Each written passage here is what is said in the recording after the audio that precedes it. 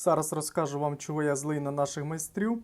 Дивіться, це наші ремонти. В даному випадку Redmi Note 7, тут заміна мікрофону була. Другий це Samsung у нас N770. Зараз покажу, що з ним було.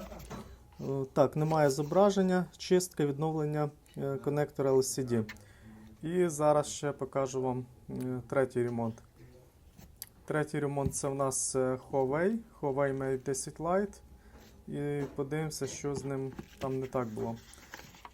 В даному випадку заміна шлейфа зарядка. А злий я на наших майстрів із-за того, що це все я мав зняти і показати в TikTok. А так як я прийшов пізно, вони все просто зробили і кажуть, можеш просто зняти, що ми робили.